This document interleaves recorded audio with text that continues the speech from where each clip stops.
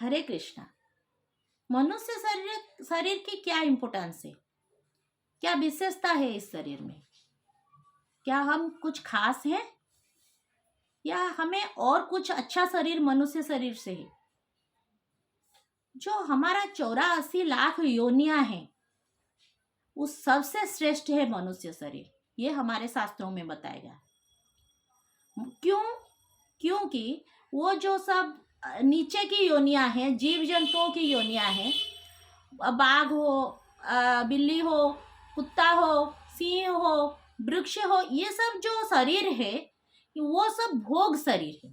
मतलब किसी कर्म करने से, बुरे कर्म करने से या उस अनुजाई किसी भी कर्म हो उसको करके उस जोनी में जाना पड़ता है।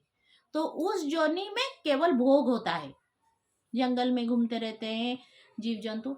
लेकिन और जो देवताओं का शरीर है स्वर्ग लोक में, वो भी भोग शरीर है, क्योंकि बहुत सारे पुण्य इकट्ठा होने पर हमारे स्वर्ग यात्रा होती है।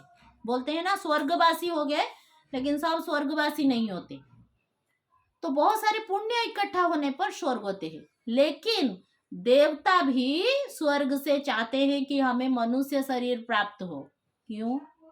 क्योंकि उनका जो भोग का पीरियड जब खत्म हो जाता है, फिर उन्हें उनके कर्म अनुसार किसी रूप में जन्म लेना पड़ता है। मनुष्य शरीर क्यों खास है? क्योंकि जब ट्रेन में आप जंक्शन का स्टेशन होगा, आपको पता होगा कि एक जंक्शन से क्या होता है ना, ट्रेन पटरियां चेंज करती है, रूट चेंज करती है, लाइन चेंज करती है।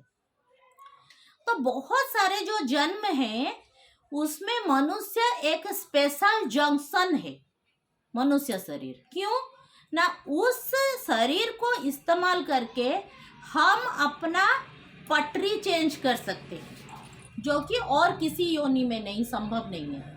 पटरी कैसे चेंज करते हैं ना, हम भक्ति के ओर जब मुड़ते हैं तो हमारी जो जन्म मृत्यु का चक्र है वो धीरे धीरे खत्म होके फिर हमें शाश्वत भगवत धाम और भगवान जी की प्राप्ति होती।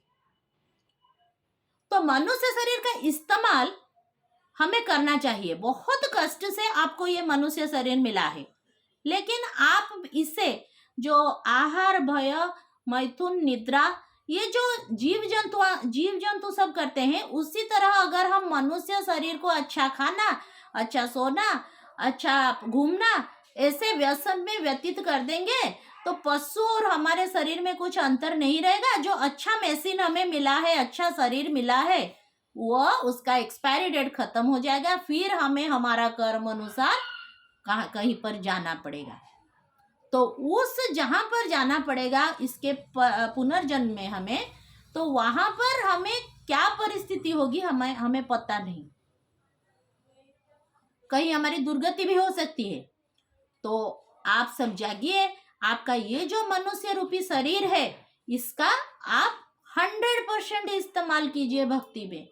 और एक प्रश्न आप लोगों का आता है कि भक्ति में बहुत सारी चीजें, बहुत कष्ट है भक्ति करना। हाँ, कष्ट तो होगा, साधना करनी ही पड़ेगी, भगवान को प्राप्त करना इतनी सहज बात नहीं है। लेकिन कष्ट नहीं, आपका कंसेप्ट चेंज करना होगा।